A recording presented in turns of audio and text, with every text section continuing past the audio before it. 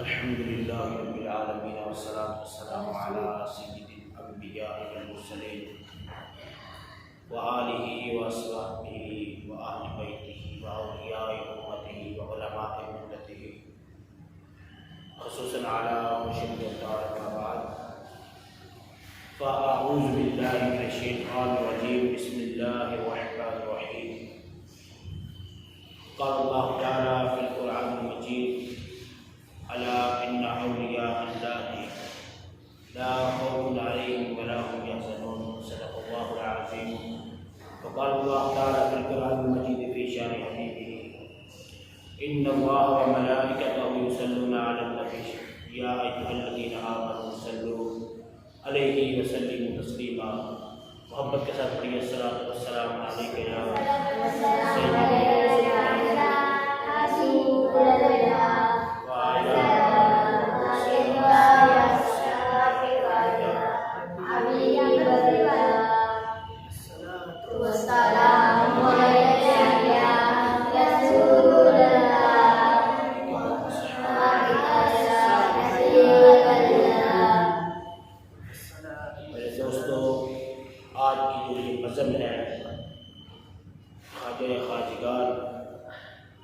خواجہ اجمیر کروڑوں چشتیوں کے پیشوا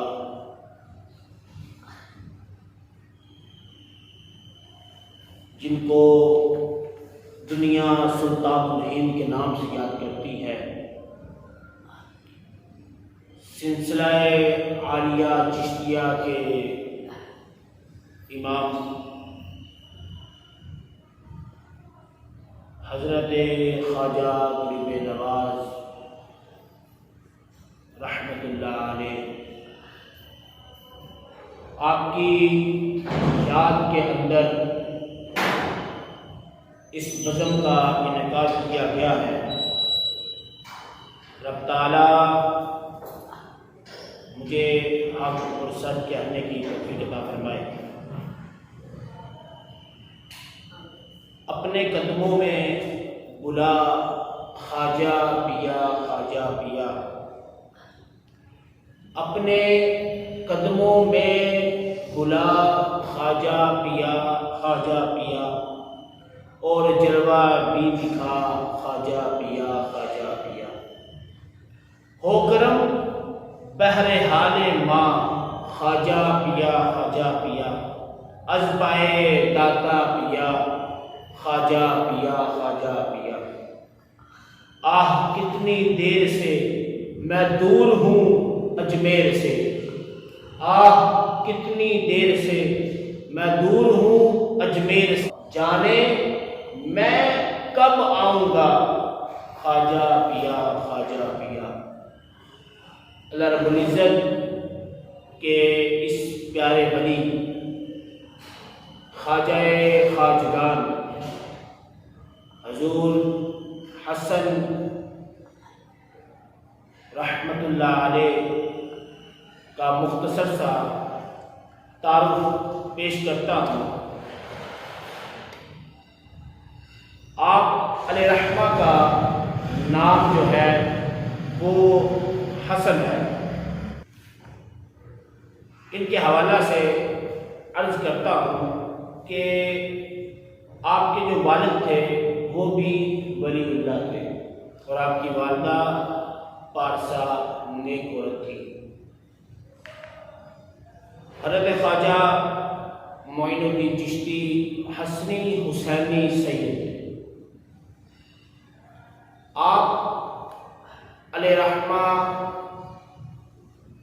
کا شجرہ نسب خواجہ معین الدین چشتی بن خواجہ سید گیثار الدین بن سید کمال الدین بن سید احمد حسن بن سید نجب الدین طاہر بن سید عبد العزیز بن سید ابراہیم بن سید محمد مہدی بن امام حسن عسکری بن امام تقی اور بن امام موسیٰ رضا بن امام محمد باقر بن امام زین العابدین بن امام حسین رضی اللہ تعالی عنہ بن علی بن ابی طالب رضی اللہ تعالی عنہ ہے۔ آپ کی جو تعلیم و تربیت کی گئی، شروع سے آپ کے والدین نے آپ کی تربیت کی۔ اس کے بعد جب آپ کی عمر 12 سال ہوئی تو آپ علیہ رحمہ کے والد محترم اس دنیا پانے سے پردہ فرما گئے۔ وراثت میں ایک انگوروں کا باغ اور ایک چکی آپ کو وراثت میں ملی۔ آپ علیہ رحمہ اس باغ کی خدمت کرتے، جو پھل آتا اسے آپ فروخت کر کے اپنا پیٹ اور گھر کے معاملات چلاتے۔ ایک دن ایسا ہوا، ایک اللہ کے ولی وہاں سے گزرے تو انہوں نے دیکھا کہ ایک نوجوان بڑا باادب ہے، وہ آ کے اس باغ کے قریب جب پہنچے تو حضور خواجہ غریب نواز رحمۃ اللہ علیہ نے ان کو جب دیکھا کہ اللہ کے ولی آ رہے ہیں، آپ نے ان کا استقبال کیا۔ ایک درخت جس کی چھاؤں زیادہ تھی، اس کے نیچے آپ کو بٹھا کر دو زانو ہو کر ان کی بارگاہ میں بیٹھ گئے۔ کچھ کھجوروں کو کچھ جو ہے انگور کے گچھے بھی انہوں نے ان کی بارگاہ میں پیش کیے۔ تو جب اس اللہ کے ولی نے آپ کی اس نیک سیرت کو دیکھا، نیک کردار کو دیکھا، تو آپ سے فرمایا کہ آپ راہ خدا میں سفر کریں۔ آپ نے راہ خدا میں علم دین حاصل کرنے کے لیے بہت ساری جگہوں پہ آپ نے سفر فرمایا ہے۔ علم دین جب حاصل کیا، اس کے بعد پھر بھی علم کی روحانی پیاس نہ بجھی تو اپنے پیر حضرت خواجہ عثمان ہارونی علیہ رحمہ کے ہاتھ پر بیعت کی اور ان کے پاس علم دین حاصل کرنے لگ پڑے۔ عرصہ دراز کے بعد ایک سفر ایسا آتا ہے کہ اپنے پیر و مرشد کے ساتھ آپ مکہ المکرمہ کے جاتے ہیں۔ وہاں آپ نے دیکھا کہ آپ کے پیر و مرشد آپ کے لیے دعا کر رہے ہیں کہ مالک مولا تو غریب نواز حسن سے راضی ہو جا، اسے اپنی بارگاہ میں قبول کر دے۔ تو غیب سے آواز آتی ہے کہ ہم نے اس بندے کو قبول کر دیا ہے۔ اور آپ کی شان تو دیکھیں کہ روضہ رسول کے اوپر جب جاتے ہیں، روضہ رسول پہ جا کے سلام عرض کرتے ہیں، کہتے ہیں السلام علیکہ یا ایھا النبی، تو اندر سے آواز آتی ہے وعلیکم السلام۔ اور سرکار صلی اللہ تعالیٰ علیہ وآلہ وسلم نے ان کو خواب کے اندر آ کے ہند کی سرداری عطا فرمائی ہے۔ اس کے بعد آپ نے رحمہ نے ہند میں جب آپ نے سفر کیا تو ہند کے اندر آپ نے جب پڑاؤ کیا تو آپ کی ایک کرامت وہاں ظاہر ہوئی۔ آپ جس جگہ بیٹھے تھے، بادشاہ وقت کے اونٹ وہاں آ کے بیٹھا کرتے تھے۔ تو جب خادم آئے اور کہا یہاں بادشاہ کے اونٹ بیٹھتے ہیں، تو آپ وہاں سے اٹھ کے چلے گئے۔ نہر کے پاس جب آپ جاتے ہیں تو نہر کے پاس جب آپ پہنچے تو لوگوں نے کہا، خادموں نے کہا کہ یہاں سے بادشاہ کے اونٹ پانی پیتے ہیں۔ تو آپ کی کرامت یہ ظاہر ہوئی کہ جب وہ پانی پینے کے لیے اونٹ آتے ہیں تو آپ فرماتے ہیں کہ انہیں جو ہے ادھر سے اٹھا کے دکھاؤ، کیونکہ اللہ رب العزت نے ان کو یہ کرامتیں اپنی عطا سے دی ہوئی ہیں۔ آپ نے جب فرما دیا کہ اونٹوں کو اٹھا کے دکھاؤ تو خادم بڑی کوششیں کرتے لیکن اونٹ اپنی جگہ سے ہلتے نہیں تھے۔ ان لوگوں نے معذرت کی تو پھر کیا ہے، آپ علیہ رحمہ نے جب رب کی عطا سے حکم دیا تو اونٹ خود بہت اٹھ گئے۔ آپ علیہ رحمہ کی ایک عادت تھی کہ آپ عصر کے بعد رویا کرتے تھے، اپنے استاد محترم اپنے پیر و مرشد کی یاد کے اندر آپ رویا کرتے تھے، کیونکہ جس سے دل لگ جائے اس کی جدائی برداشت نہیں ہوتی۔ وہ شاعر نے کیا خوب کہا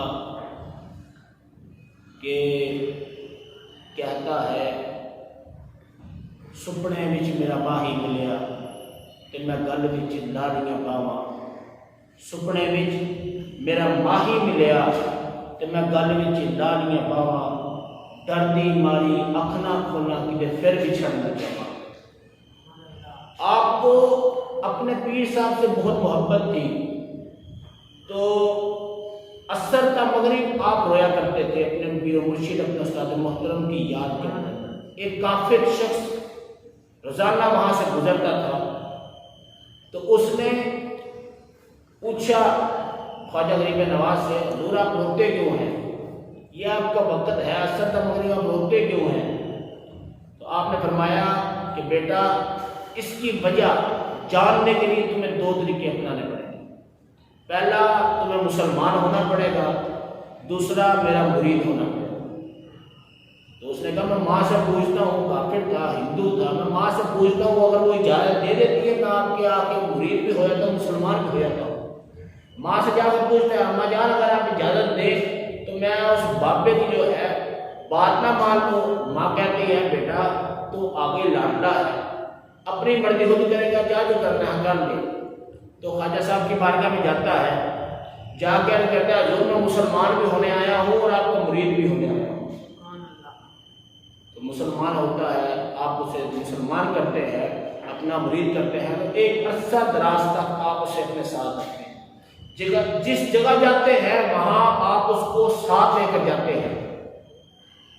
تو جب وہ صحیح طرح عشق بڑھ جاتا ہے نا خواجہ صاحب سے، تو وہ فرماتے ہیں 3 دن کے لیے تو مجھ سے نہیں ملے گا، 3 دن تک تو مجھ سے ملاقات نہیں کر سکتا۔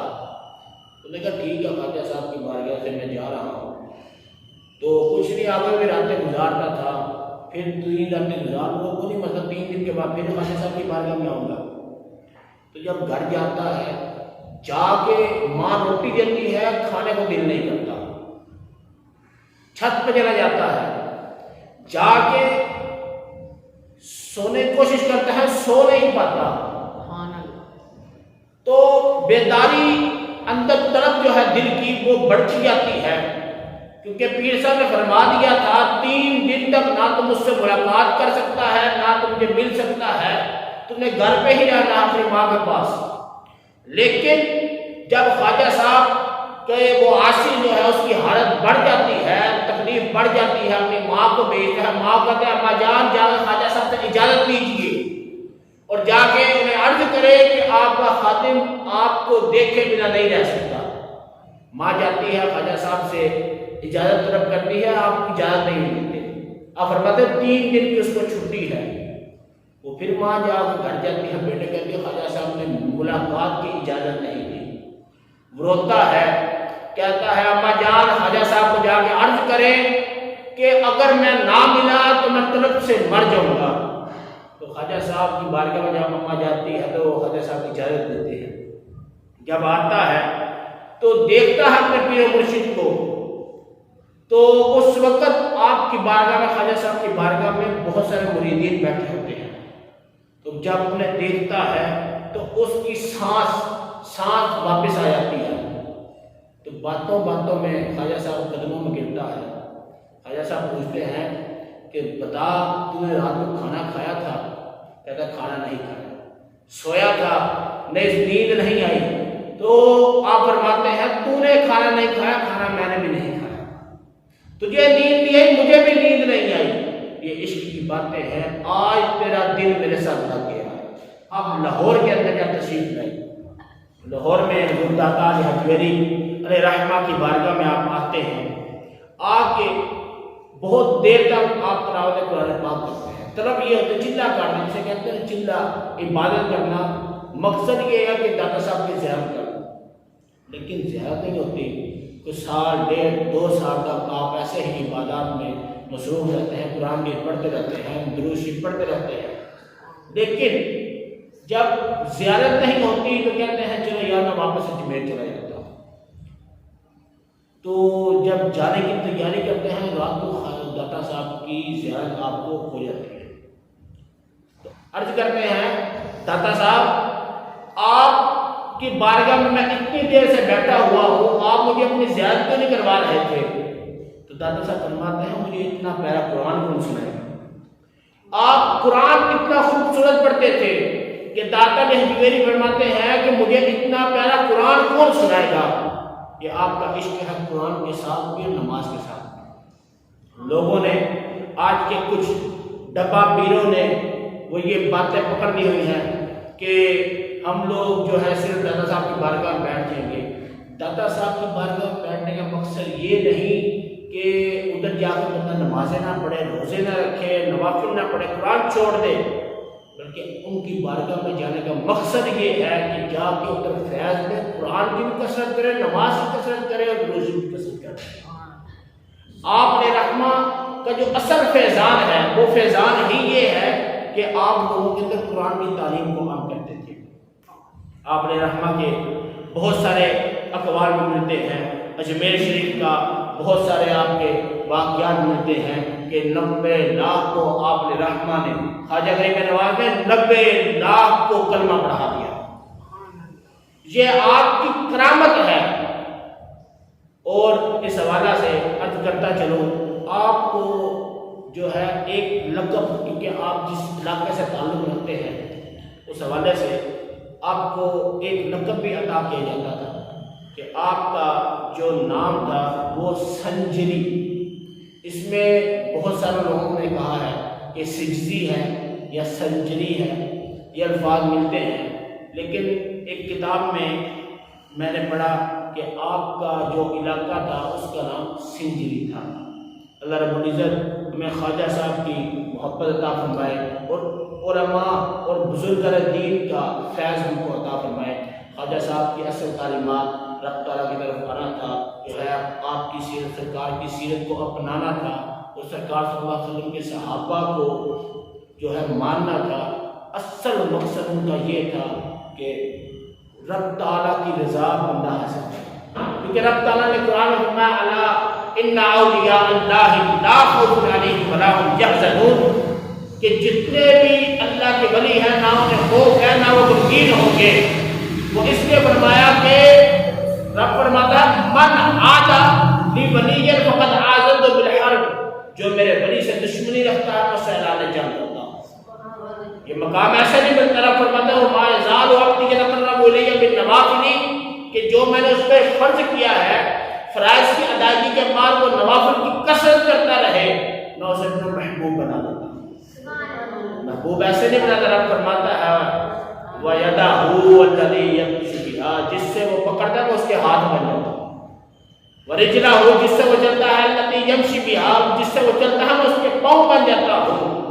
وَبَصَرَهُ، میں اس کی آنکھیں بنتا ہوں جس سے وہ دیکھتا ہے. وَسَمْعَهُ، میں اس کے کان بنتا ہوں جس سے وہ سنتا ہے.